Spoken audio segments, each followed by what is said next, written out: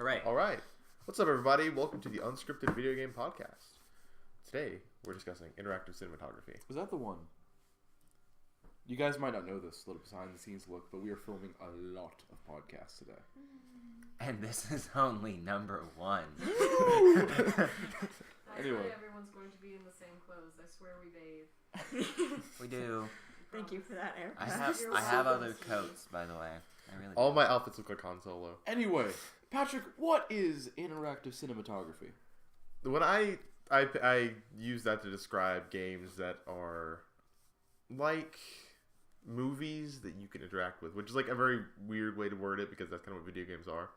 But these ones are particularly focused on story and it takes the action out of it a little bit. An example would be like The Wolf Among Us, The Walking Dead, Telltale game. It's a good one. And and like Beyond Two Souls, Heavy Rain, stuff like that. And Aaron, I believe, has some very strong opinions Does about Aaron some just of them. want to vent right now? Go and get it off your chest. No, let's establish the Oh, setting first no. before I destroy everything. I like these games because Telltale games in general, they act like movies and are styled like comic books because they're all based off of comic books. The Telltale ones, anyways. And they really get you drawn into the story because they still have action in them. Side note, you know that Telltale is actually going to be doing a Borderlands DLC? Yes, I am. Not a DLC, sorry, but like a Borderlands game. Yeah, episodic Borderlands game. But they're working on like 12 projects right now. Which it's really great because since they're styled like comic books, it would be really great if they released them like comic books. Like one week you have Wolf Among Us, next week you get or is it Wednesday? It's like every Wednesday they release new comic books. So you would get like 1 week you would get Borderlands, next week you get The Wolf Among Us, next week you get Walking Dead, Patrick. and then they're also doing a Game of Thrones one too. So They would have to be like Jesus to go through all of that programming. And I know. make it good. That's going to be rough. it would be extremely hard Or to do. they put Clementine like a different outfit, and then like she's in the Game of Thrones one. Just reskin all the characters. Back and forth. But it's really great, and I really enjoy those games. And Beyond Two Souls is another one, not by Telltale. This one's by Quantic Dream, the makers of Heavy Rain. And I believe they did a really good job with the game. I do too. Hey, Aaron. Hey, You Aaron. really are calling me out here. You wanted to do this. This is actually great because what I like about this podcast is that we give airtime to all the different groups. We on the one side we have the Telltale games. They're fabulous. They're wonderful. I really liked the ending of Walking Dead. It was just really great. Spoiler alert. A guy dies. He's kind of a cool Welcome to The Walking Dead, He's everybody. kind of a cool guy. He's kind of an important guy. You know. He might be closer than you think. It's your main character. Aaron, And come then, on. and then on the other end of this, we have the Quantic Dream games. We have the Fahrenheit. I think that's what that one awful game was called. We have the Heavy Rain. We have the Beyond Two Souls. Beyond Two Souls. The Beyond Two Souls. And really, what is extremely important in interactive cinematography, the strange limbo between game and movie, is that your writing has to be good, kids. You gotta have good writing to back up what you're putting out there. And this might be argued by some of my cohorts, but Telltale has a wonderful staff of writers. Oh, God, they do. And Quantic Dream has David Cage. And the difference between Telltale games and the David Cage is... It's a bit jarring. Well, when you're looking at it, you're saying the Telltale games was an entire studio, and then David Cage, which is a person. But why didn't David Cage get some more people? And I'm guessing That's a good David Cage question. didn't do all the writing. Yeah, I mean, I I can't just know. see him just like being in a room, just like throwing darts at a ceiling, and just like calling out plot events. But Oh, that'd be a really messed up dartboard with Beyond Two Souls. remember, kids, I'm gonna spoil Beyond Two Here, Souls for you here. because I don't care if you play the game or not. But everything you do doesn't matter. Literally really every doesn't. single thing your character does has no long-standing point. It kind of does. There's like 12 endings, dude. Have you But deliberately they tried? all Did you literally deliberately? end the you same try? way. Like, I will give them that. Vaguely. They all go to the same. Did you exact deliberately same try way. not to kiss Ryan? She did. I hated him. Yeah. I and guess hate what? it. I What hate ended him up too. happening? I hate him Nothing. too. But Well, you get the didn't option, she- like, you can He kill lied to Ryan you. if you Doesn't want she to. eventually end up kissing him anyway? So you can't ever They really, kinda you messed can't that ever up. really tweak the story, not to have Wait, you she- kissing Ryan. You can have it so you don't. You did it. You only kissed him at the end because you felt bad for him. I felt bad he was gonna die. But They the game, didn't. He was not alone. going to die. Danet, the game gives you like a bajillion options to kiss him, doesn't it? And Yeah. they increase the options They the do more you push it a lot. refuse. They're like, hey, you want to kiss your romantic lead? No, I don't want a romantic lead right now. But he's your romantic lead. Yeah. And I mean, That was the choices do hold some value. I mean, you can play Aiden in a plethora of different ways. Like, For example, Patrick was a I complete got, jerk. I got this. So there's one mission chapter where Jody and Aiden, like Jody's like what, 12, 13, in her young teenage years, where she's trying to get out and be social. Is that And when she was all punk and she went to the bar? no, This that's was- like this- 17. 16. This is at the party, when the house party. The party. Alright. The house The one party. where I got high, yeah. Yeah, you can get high there. That's pretty cool. Sort Blaze of. Don't do drugs. Eric motioning off camera not to Moral do drugs. Garden Erica in the backyard. But you get the choice. You can either they like shove you in this like cupboard like Harry Potter, and That happens anyway. yeah, well, yeah, that's You can never be Aaron's the just gonna be popular over here. kid. That Yeah, happens sir. anyway. yeah, No, I'm just yeah, that is. But There is no choice to shove the second most unpopular kid into that cupboard and just tease him with the rest of the kids. well, the second most popular kid doesn't have an entity attached to him, so it doesn't really matter. That kid is insignificant. But you have a choice. You can either play Jody and Aiden as let's be let's be nice and let's just forgive them and leave, or Yay. you can My burn their favorite house part. down. Now, what does burning their house down do? You get to burn their house down. Well, no. It's You know what- satisfying. here's what Aaron's trying to I bring know what up. Aaron's trying Yeah. to say. It's Yeah. like, even if you do choose to burn their house down, you never hear them bring that up ever. That's again. true. Like, is one of the girls who teased you now a part of the roaming hobo band that adopts you halfway through the That game? would have been better. Like, that would have been a lot would that better. have been cool? And then you could have talked to her and you could have made friends with her in her new life situation. But no, her house burned down. I assume she just grew another one from her tit. And then From her no, from her kid, not from her Kid. tit. There's a difference. There's a pretty huge difference. I guess her kit could include her tit, But okay, go on. What were you saying? but like it isn't featured heavily into the story at all. Like, I'm not looking for a karma point system to be tallied at the end of the game. Oh, no. I think karma systems are a little bit Overdone. well, they're a little overdone. They're a little bit strange. Like, you murdered this man. This man was actually pissing me as a player off as bad karma, but he did bad things. Bad karma anyway.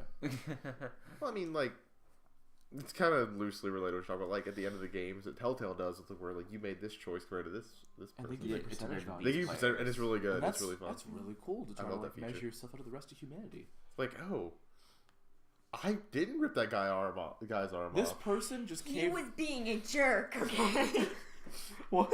Wolf Among Us with Brenda. Yeah. I played the You have the Wolf option Among to Us. rip his arm off. And Yeah, you had the option to rip this total jerk's arm off, and I might have gotten a little excited when I saw that was an option, and I might And she have, ripped his I arm might have off. completely ignored the other option and just ripped his arm off.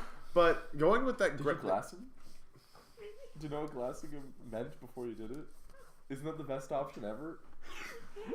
I wish glassing was an option in every single I conversation. was gonna be like a total jerk though. I was gonna be a total jerk with it, but then like halfway through, I start feeling bad, like with every other game, and I have to be nice. And here's the thing: if your game doesn't have the feedback that causes the player to be like, "Wow, this is kind of upsetting my own moral compass by Yeah. doing Oh, yeah. these things," like I've played playing Knights of the Old Republic. It's an old BioWare game. KOTOR. Yeah, KOTOR.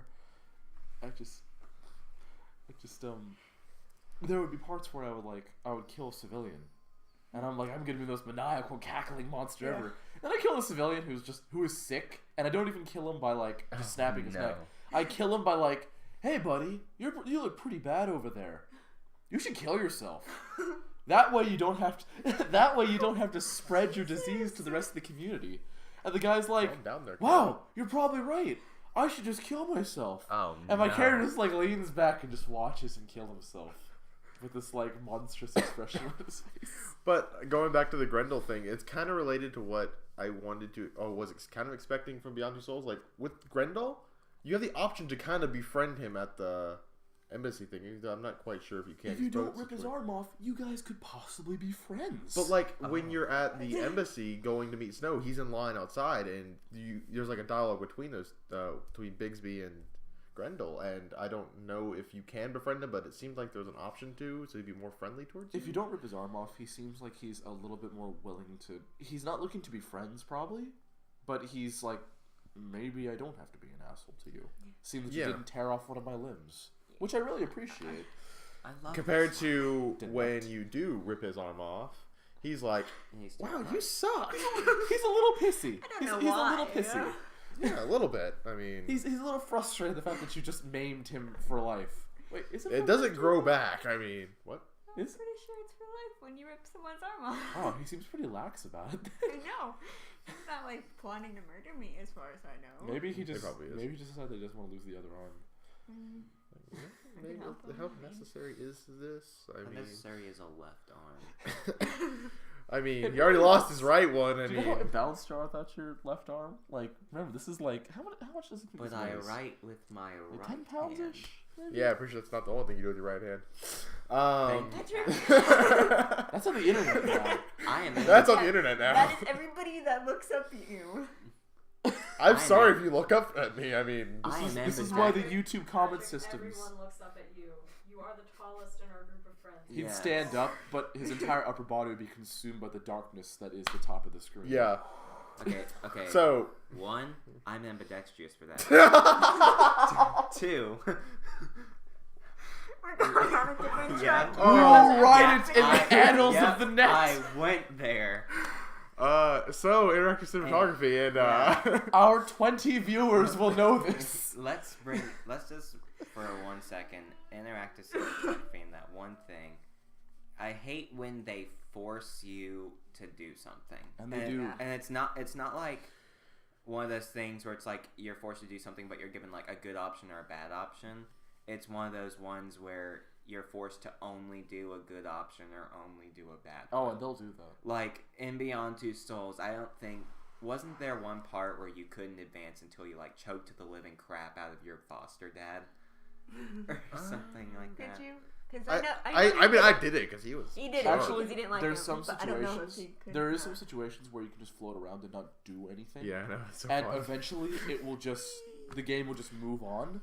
Oh. But one, that doesn't change anything, Yeah, as we all know. it doesn't. And two, the game designers themselves make no clear statement like they could be blatant and in a tutorial just be like, remember, you don't have to do anything. You can sit back and just be an observer. Yeah. Or they could have been like a character just been like, Jody, you don't always have to participate in things. And then maybe a little help pop up just comes up in the corner like, you don't have to do stuff. Like it does with Wolf Among Us. It's like, silence is always an option. Yeah. Those little things, he will remember that. He will definitely remember that. Yeah, that always worries me. I'm like, What did I do? what did I do? But it's cool because you know that your actions actually, and that way you can remember this current moment, I'm going. and then to correlate Just like he will. and then correlate it with future actions, Yeah. and Yeah. be like, that's why he made this decision. And even if the game doesn't change anything, it at least makes the player think they did. I mean, at the end of the day, let's be frank here. Games are just illusions. Everything we're doing doesn't really amount to anything. They There's a don't. huge amount of feels, and God, I love video games. But if you break the illusion of the game, then there's nothing there but a screen and a controller. That's why there's a fourth wall. You shouldn't break it. Well, Deadpool does fine. This game doesn't have much replay value, I've heard. Well, of course. I mean, the game's it's a pretty decent game. Oh my God, we are polarizing all of our audience. Well, I mean, I should be nicer. Really, if you put it in Aaron's perspective, the only way you can get a different ending in a game is if you kill yourself. That is Which the is an only option way in Beyond Two anything Souls. can be Can different. you Yeah. you don't And the actually worst do it, part, somebody though, always saves you, doesn't it? If- I think in the end you choose death. no, if you kill yourself, by Because the I way, went through every single option. You can choose death. No, cemetery. You could choose You death. can actually choose death. You can You- choose you death, dude. Yeah, can but choose you go on to that life, and we did that, and it was kind of like. Yeah, Whatever. that's choosing death. That It's is still, choosing still death. death. It's You suicide. you go into a new dimension. Yes. But You find all of your family and friends. Or if you saved everybody, there's literally nobody there, But and you were another alone. interesting thing, I don't like you, David Cage. If at the end of Beyond Two Souls, you choose to have Jodie die, the end credits actually show her perfectly alive. Hey! In the background, they have these little clips from the game, Mhm. which apparently show all the correct choices. And if you look, you can see Jodie right next to that girl that she's planning on training, and she's a person, not like a specter or a spirit. Huh. Yeah. That's If you go that's with the odd. whole That's not great. that's huh. Heavy Rain was like that too. You were being walked through a lot of stuff with some. At least Heavy Rain had like multiple endings for each character. Yeah, they did. And Fahrenheit started out as a game, to quote Yahtzee, "Oh god, dead body, gotta clear the dead body, cop's like around the corner, he's gonna catch me, I'm gonna go to prison, everything is terrible, I gotta freaking shove this dead body in a corner so I don't wash the blood off your hands, oh god, he's coming." Oh, Lord. And then ends with, there is a supercomputer made of pure energy chasing after this little girl that holds the secret to keeping the entire planet from freezing solid. what? Use your Super Saiyan powers, I'm not kidding, to defeat him. Are you questioning the logic of a video game? Video games have logic. Some Video do. games, like books, can have logic. Even Deadpool has its own logic. Yes. Deadpool is Deadpool logic, which is like is Deadpool logic. Like, it's hard to describe. half-naked women will appear, there will be blood, and there will be jokes. But this will definitely happen. That's Deadpool. That's the entire. I comic guess book, too. Galactus would show up and it would be fine, but there's a kind of logic to it. It's not like a part where you can just keep continuously slapping a guy and he eventually breaks for the one's like, yeah, I don't want to hit you anymore, but the player keeps hitting the button. Isn't that a thing? I think it's But- a thing. We've talked a lot about plot and mostly about opinions here, but how do you quantify an interactive story thing? Would you say it's just a series of quick time events to back a plot? They're not really quick time events, though. Well, Beyond Two Souls they are. It's Beyond like, Two up, Souls, go left, yeah. go right, go right, go Beyond up, Two down, Souls left. they are, but like, I don't really count pushing a button to choose what you say as being quick time events. Yeah. Do you want to say yes, no, maybe, or be a rock and do nothing? I mean, with the Telltale games, the reason I like classify them as like interactive cinematography is because it's a story and it's basically a movie where you get to pick, okay, instead of him going this way, I'm going to have him go this way. And it makes a difference. Mm-hmm. So, I mean, Beyond Two Souls, I still think it's interactive stories because interactive cinematography because some stuff does make a difference. I mean, the endings change except for like the background stuff, but nobody paid Two attention endings. to that. There's just two endings. Two endings with a lot Granted, there's small only, details There's only in like about two endings in The Walking Dead. Yeah. And both of them actually end in a similar way. So you could argue that your choices don't really have much of an impact, but it's not a matter of everything coming together at the ending and you being like, wow, all my choices are suddenly blossoming up here. It's a matter of continuously reinforcing that your character has an influence over the world as time goes on. There's a moment in Infamous 2, which is not interactive cinematography, but it has the same system. Such a good game. Yeah, where if you were good in the first Infamous, a lady just walks up and kisses you. It's a side quest. Get kissed by a lady. Yeah, I love those games because it And- carries over and it's. And really that awesome. moment, I was like, wow.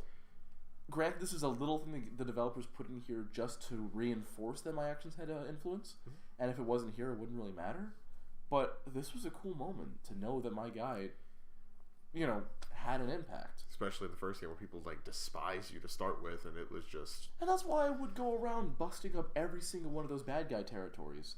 Because I liked going through a city that didn't have guys with AKs just running around spraying at crowds for no reason. Well, I mean, come on, expensive, the kids. Why evil would you do story that? modes were fun though. What? You got really cool powers if you went evil, especially in Infamous And 2. yet you still cleaned up the streets. Yeah. Even if you were evil, you still You still busted killed up the bad Reaper. guys. You still killed the Trash Man. Like yeah. just because you're basically twiddling your mustache constantly while you light entire crowds on fire with your hands And you know, doesn't mean the Reapers got off any better. Yeah, they got off Reaper's worse. got off worse. And on that point, since Patrick said the evil powers were cooler, it's almost like call me crazy. It's almost like Crazy. they're deliberately making the evil side cooler and like just giving you the better powers for evil side. It's like, oh, you want to be an angel? We're going to make this the most difficult freaking game for you in the history of the world. I actually strongly believe the difficult path should be the harder path. But I believe that you're evil. Okay, Armored Core 4 answer was great this way. If you were evil and you killed like everyone around you, you would actually get some really good parts. Mm-hmm. But the final boss battle is that just after this mission where you kill literally 10 million people in an hour. Jeez. Yeah. You go to this next area and it's like, we have one final mission for you, soldier, to reward you for your current actions. And you go there, and all the villains of the game, all the heroes of the game, and the girl who was in your walkie-talkie the entire time have gotten into their own mechs, and they're like, you're a monster. We're killing you. Jeez. And what happens if you win? Do you know what happens if you win? No. If you kill all of them, your guy goes on to kill everyone in the world. Well, That's when I leave. it's fine. Like, you are clearly the villain here. And your guy never ever talks. He never ever gives a reason for any of this. He's just like I'm killing everyone now. Let me do it. Let me do it. Let me do it. I mean, like, I thought Infamous 2, the ice powers were really cool. I mean, I like, sorry, like, with the fire powers, you could fly around easier. It was like, it had much more mobility. That jump. The jump, the ice jump, though, was really cool. I loved it. Awesome thing ever. But the reason I can actually tie Infamous back to cinematography with the fact that this is more about player choice now, hasn't it? It's become yeah. player choice. Well, I mean, player choice goes back into interactive cinematography. Interactive cinematography is nothing but player choice. Exactly. Unless you do it right. That's kind of what it is. It's a movie with viewer choice, basically. Hooray. But it's a choose your own adventure movie. Yeah, basically, it's like those books you used to read as kids, where it's like, I if you love want those this to happen, Goosebumps go to books. page 42. But the choices that you make at the evil side, they might not come so easy to you. Sometimes you'll actually question, like, this is kind of sick. I don't want to do that, but it's like, from what my understanding, Infamous Second Son that just came out will actually basically penalize you if you waver. So it kind of like forces you, like, okay, if you're going to be good, you have to be good. If you're going to be bad, you've got to. I think the neutral stance is kind of underrepresented in video games as a whole, but that's for a different... We might actually just want to have our karma systems one day. Karma systems would be fun. Karma system. But I mean, like, I can understand why it kind of penalizes you, because I mean, you get better powers as you go from thug to whatever the middle class is to infamous. So you kind of Middle class. Thug, middle class, infamous. the middle class is the second most evil thing in the universe. We are the 1%. Okay, but like, you get better powers, but in a real world, nobody's gonna be like, okay, well, yeah, there will be people like that, but it's kind of crazy that this character's like, you know what? Nah, I'm gonna kill everybody. Like in Wolf Among Us, you like have the option like to rip Grendel's arm off. No. You don't have the option of going on a Hey. killing spree, but he can be kind of a jerk. He can be a real jerk, and I feel really bad watching it that way. It's like, that's just cruel. Like, my guy, for the most part, is a pretty good guy. I mean, like, I stole like Tweedledee or Tweedledum, whatever which one it was, his money. Oh, I Like, forgot. take the money. There was money involved? On that note, Yeah. If took you interrogate everything. him. on that note of it being painful to watch, that heavy rain part where you had to cut off one of Ethan's fingers, you could be the most gruesome person to him. Like, you could choose what you could cut his finger off with, and it could be anything from A hatchet? an axe. I think there were like shears or something. To, you know what the worst one is, right? The scissors. Safety scissors. The safety scissors. Scissors that are designed not to cut you. And you, like, I think you can also choose not to cauterize the wound either. So it just sits there as a bloody stump. Now, this You doesn't just- change much in the game, sadly, which, you know, but as a moment, Yeah. I give David Cage a lot of... Can we swear in here? No, we can't try really to keep it swear clean. that much. Keep it clean. Sorry, kids. I give David Cage a Imply lot. it. I give David Cage a lot of crap, but he did, or if that was him that came with that idea, that was a really good moment. And I've heard his stuff described as he plans out these big, amazing set pieces, submarine battle with ghosts That was in a Chinese base, Hooray. but then he stitches them together in ways that don't make any sense. Yeah. So if you were to look at the Chinese submarine battle, you could be like, wow, this is really interesting. But when stitched together with the whole story, which is out of order completely, and you know Alrighty. the structure's all Yeah, over the it's place. this chronological. You'll start at like you start at basically the end of Jodie's story, and then jump back to when she was like born, and then you go here, then Which here. is cool because here, like I here, was here, looking here, forward to and that then structure because like naturally I like non-linear stories. What'd you Some think of of your stories are interesting. Of just the non-linear stories. Well, what'd you think of just like how it was presented in Beyond Two Souls? Did you enjoy it, or? Yeah, I like anything that's non-linear because I feel like it's better to like read that or do that because then you start really having to think and make connections rather than if you just read something it's like this happened because this happened. There's because one this problem happened. with that situation though. How do you know your choices had any impact? Yeah, that is If true. you're retroactively making a choice in the future and then going back to the past, Yeah, with that, yeah, it you definitely messes it you up. can't set it up in a way that'll actually cause reactions to That and go into each like, other. That and like sorry Patrick. Personally, it can be a bit jarring because what was it? 1 minute you were blowing up a city because they thought they cornered you in the theater, and then the next moment you're like walking through a desert and it's like, hey, it's an Indian house. I'm gonna go spend the night. In We an need Indian Native house. Americans now. Yeah. We need some Native Americans. to Bring do 'em in. motorcycles. Bring that in. Motorcycle. So we're running pretty low on time. Any final thoughts? Oh yeah, we are. David Cage, just try. Just try. just he try. does. I think he does. Well, try even more. Overall, I like if you have a Beyond Two problem with Souls. anything that I or my compatriot said during this video, please leave a message in the comments. Like Patrick with his hand comment. What? What? Yeah. I don't know what Yeah, you're talking no. about. We're just not gonna. Go We for can't it. swear, but we can do that. It's heavily Go for it. implied. We're gonna go for it. I don't care. Heavily. I don't know though. I'm all nervous. I'm all bashful about my swearing Peer now. pressure. So, Anyway, so before we go, we should probably mention that campaign we're running.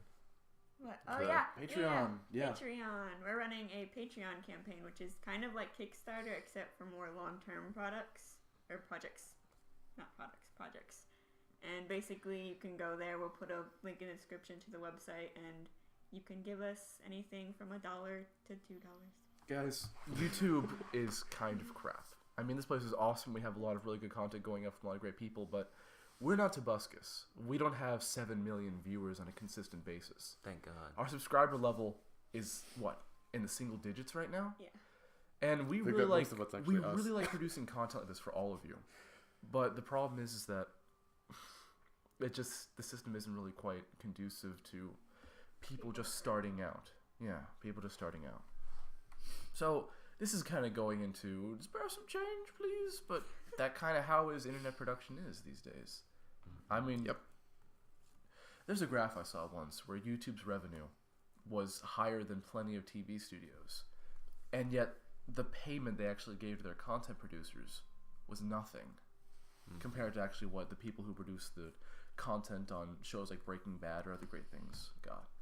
So Patreon, I heard it from a couple of people, and it sounds like a really, really great system. Just while you're out there, don't just give to us, but give to other people who are producing content. All right. I feel like that's it. Yep. Oh no. All right, guys. See you next time. Goodbye. Have a good one, everybody. Telltale, keep rocking. Yeah, Telltale, keep rocking. David Cage, come on, buddy.